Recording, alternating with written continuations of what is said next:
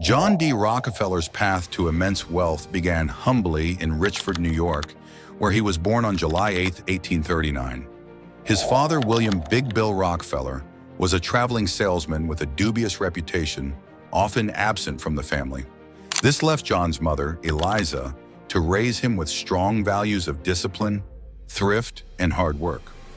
Her influence became the moral foundation that guided Rockefeller's future, even as he would later employ ruthless tactics in business. At 16, Rockefeller took his first job as an assistant bookkeeper, quickly showcasing a sharp eye for numbers and financial management. His early ability to track finances and spot opportunities set him apart, and even as a teenager, he began lending money to neighbors, always ensuring debts were repaid in full. These small ventures foreshadowed the strategic, calculated approach he would later bring to his business empire. Despite his modest beginnings, Rockefeller's upbringing taught him resilience and resourcefulness. By age 20, he was already focused on building something bigger than himself. Little did anyone know that this quiet, ambitious young man from a struggling family would go on to dominate the American oil industry, altering the course of business history forever.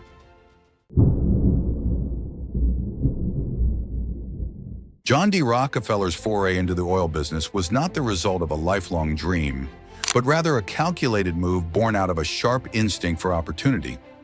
In the 1850s, the United States was on the cusp of an industrial revolution, and oil quickly became a crucial resource. At the time, most oil was used to produce kerosene, which was in high demand for lighting homes and businesses. However, the oil industry was chaotic and unpredictable, with volatile prices and unstable companies vying for control of the burgeoning market. This wild environment would be fertile ground for Rockefeller's disciplined and strategic approach to business.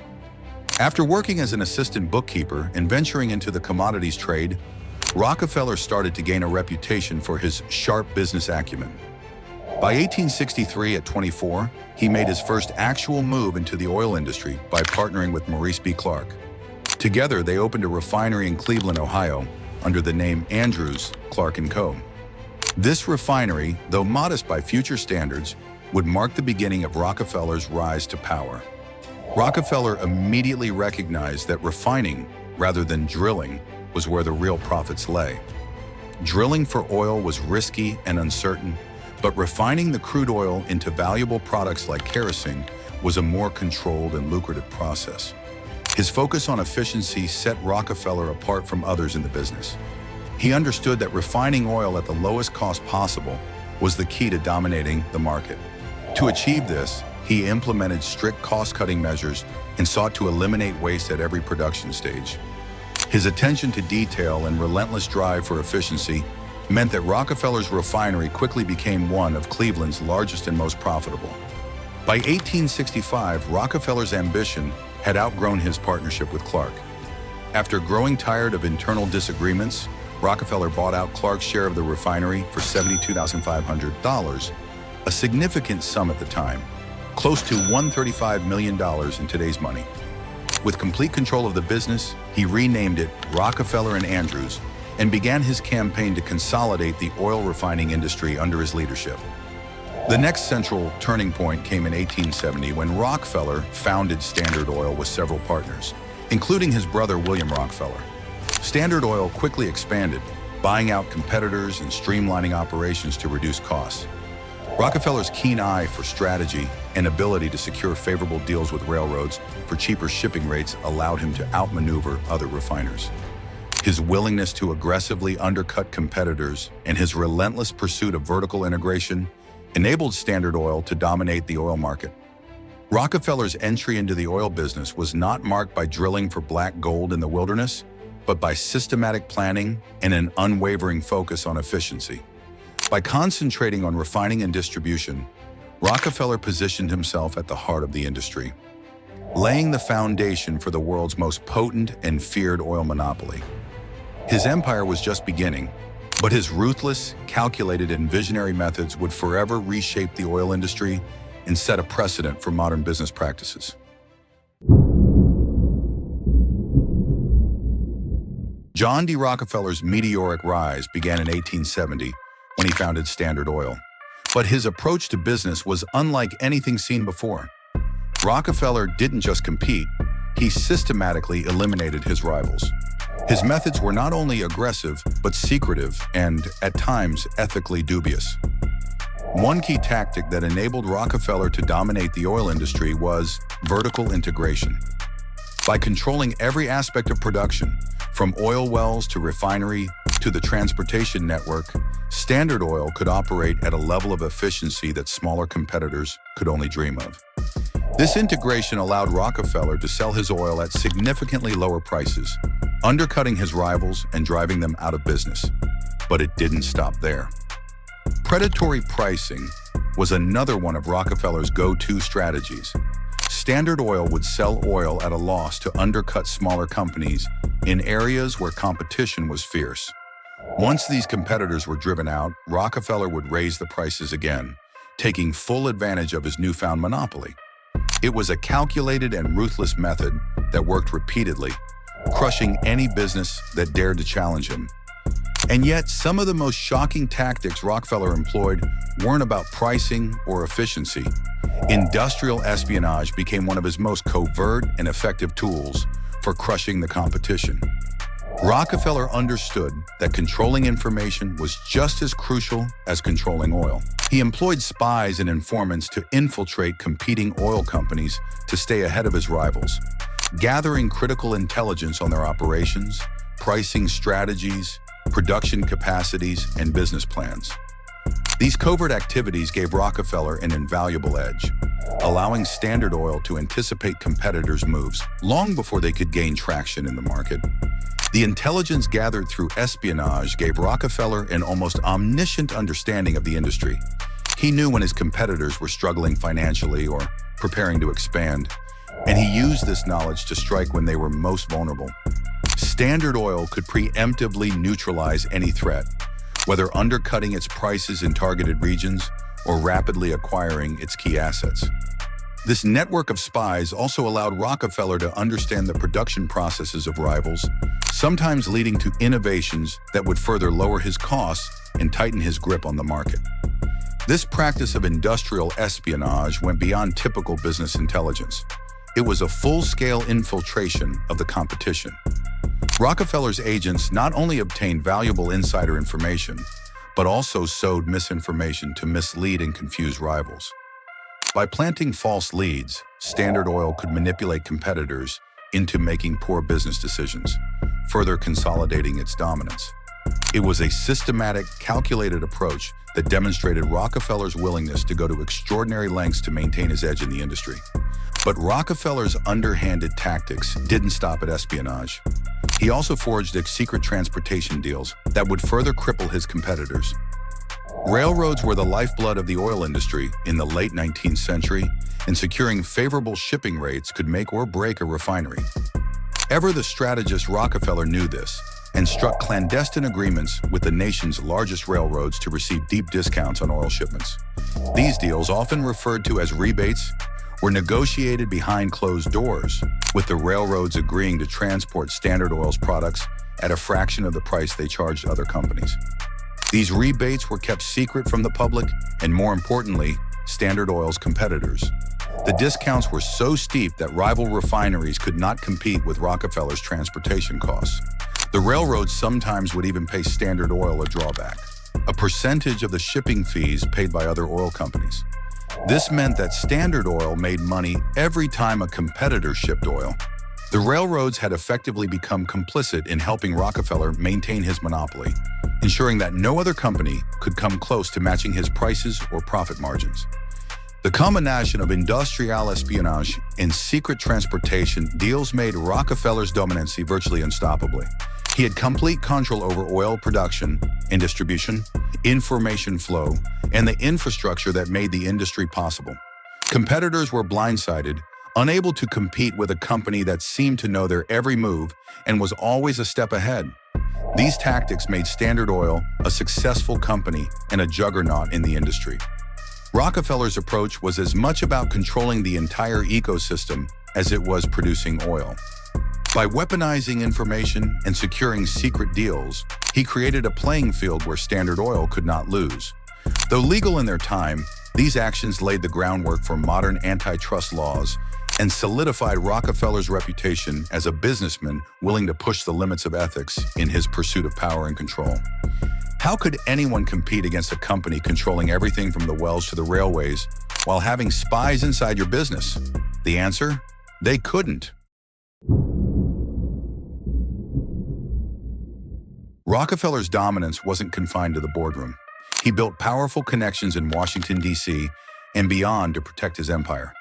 Behind closed doors, Rockefeller used his immense wealth to wield political influence like a seasoned politician. Standard Oil was notorious for bribing local officials and legislators to pass laws that would benefit the company or block any attempts at regulation.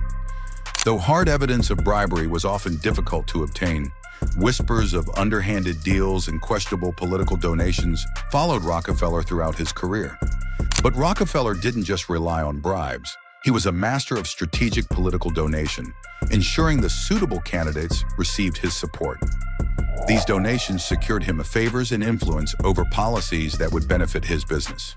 Standard Oil's lobbying presence was so powerful that it could sway local and national politics to ensure the continued growth of the Rockefeller empire. The political protections Rockefeller built around Standard Oil made it nearly impossible for regulators to touch him. But no empire, no matter how powerful, can avoid scrutiny forever. Rockefeller's grip on the oil industry grew tighter each year, but it wasn't long before the American public and the government began to notice. The sheer size and scope of Standard Oil's monopoly became impossible to ignore. By 1911, the company controlled a staggering 90% of the oil refining industry in the U.S. This level of control was unprecedented and set off alarm bells in political and economic circles. The U.S. government finally took action in response to public outcry and mounting pressure. The Sherman Antitrust Act, which was passed in 1890, was designed to combat monopolies like Standard Oil. In 1911, after years of investigation, the U.S. Supreme Court ordered the breakup of Rockefeller's empire. Standard Oil was dismantled into 34 independent companies, marking the end of an era. But ironically, the breakup didn't hurt Rockefeller. It made him even wealthier. As the value of his shares in the newly formed companies skyrocketed, Rockefeller's fortune grew to even greater heights. This twist of fate made it clear that, despite the government's best efforts, Rockefeller had outmaneuvered the system once again. The same cunning and foresight that helped him build Standard Oil allowed him to emerge from the breakup more potent than ever. With his business empire firmly established and his fortune secure, John D. Rockefeller shifted his focus to the most celebrated aspect of his legacy, philanthropy. By the early 1900s, Rockefeller was widely regarded as one of the world's wealthiest and most powerful men. But with his enormous success came public scrutiny and growing criticism of the cutthroat tactics he employed in building Standard Oil into a monopoly. As accusations of predatory pricing, secret deals, and industrial espionage tarnished his reputation, Rockefeller sought to reshape his public image. It was as though the same ruthlessness that had helped him amass his fortune would now fuel his desire to give much of it away. Philanthropy became the vehicle through which Rockefeller could contribute to society and rewrite his own narrative. In 1913, he established the Rockefeller Foundation, a charitable organization that would become one of the most influential in history. The foundation's mission was broad but centered around improving human welfare through advancements in medicine, education, and scientific research. Rockefeller was determined that his wealth would be used to address some of the world's most pressing problems. Throughout his lifetime, he donated more than $500 million, an astronomical sum at the time, laying the groundwork for philanthropy on a scale that had never been seen before. One of Rockefeller's earliest and most significant contributions was in public health. The Rockefeller Foundation spearheaded efforts to combat diseases like hookworm and malaria, particularly in the southern United States, where these illnesses had devastated communities. Through its medical programs, the foundation established schools of public health at prestigious institutions like Johns Hopkins University and Harvard. helping to elevate the field of epidemiology and contributing to breakthroughs that would save millions of lives. These efforts, in the founding of hospitals and research centers, demonstrated Rockefeller's long-term commitment to addressing global health issues, a commitment that extended far beyond simple charity. But medicine wasn't the only area of focus. Rockefeller's deep interest in education led to the creation and support of universities and research institutions, many of which remain leaders in their fields today. His donations helped establish the University of Chicago, transforming it into one of the world's premier academic institutions. Rockefeller also poured vast sums into Spelman College, one of the leading historically black colleges and universities, HBCUs, reflecting his recognition of the importance of education in shaping a more equitable society. Additionally, the Rockefeller Foundation supported countless scientific advancements and funded research that contributed to biology, chemistry, and physics breakthroughs. While Rockefeller's philanthropy was groundbreaking and undeniably transformative for society, it left behind a complicated legacy. The shadow of his aggressive business practices still looms large for all the good his charitable giving accomplished. Critics argue that his philanthropy was not entirely altruistic, but a calculated move to cleanse his public image, a way to balance the damage caused by his ruthless pursuit of wealth. By giving away large portions of his fortune, Rockefeller could divert attention from the tactics that had drawn much criticism. The paradox of Rockefeller's legacy lies in the contrast between the two halves of his life. On the one hand, the ruthless businessman crushed competitors, manipulated markets, and built one of the biggest monopolies in history. On the other, the visionary philanthropist gave generously to improve public health, education, and scientific research, setting a new standard for charitable giving among the world's wealthiest individuals. Whether Rockefeller's philanthropy was genuine generosity or a carefully crafted redemption plan continues to be debated. Some argue that his charitable efforts were sincere, a reflection of his belief in the social responsibility of the wealthy. Rockefeller stated, "The good Lord gave me my money," implying that his vast fortune came with an obligation to give back. In this view, his commitment to philanthropy was an evolution of his character, a realization that his immense power should be used to uplift society. Others, however, see Rockefeller's philanthropy as an attempt to soften the public's perception of a man who had become a symbol of corporate greed. By funding institutions that would benefit future generations, Rockefeller could shift attention away from the monopolistic practices that had drawn the ire of both the public and the government. The fact that many of his charitable contributions were made after Standard Oil was dismantled in 1911, when Rockefeller's reputation was at its lowest, only adds to this suspicion. In this sense, his philanthropy could be viewed as repairing his image and ensuring that his legacy would be remembered more for the good he did than for the brutality with which he achieved his wealth. Despite these criticisms, Rockefeller's philanthropic contributions left an indelible mark on society. His establishment of the Rockefeller Foundation set a new precedent for wealth distribution, inspiring future generations of billionaires to follow in his footsteps. Figures like Andrew Carnegie in more recent times, Bill Gates and Warren Buffett have adopted similar models of philanthropy, using their fortunes to tackle global challenges. Rockefeller's influence in this realm cannot be overstated. He pioneered modern philanthropy. In the end, John D. Rockefeller's legacy remains one of duality. His name is synonymous with both monopolistic dominance and groundbreaking philanthropy. The tension between these two facets of his life fuels debate about how history should remember him. Was he the ultimate robber baron or a visionary philanthropist who recognized that his immense fortune could change the world? Perhaps the truth lies somewhere in between. Rockefeller's life was a reflection of American capitalism's extremes and the profound impact that wealth, when redirected, can have on society. Thanks for watching. If you enjoyed the video, please like it and subscribe to be notified of more stories revealing the truth behind big businesses. Leave a comment if there is a business you'd like us to investigate next.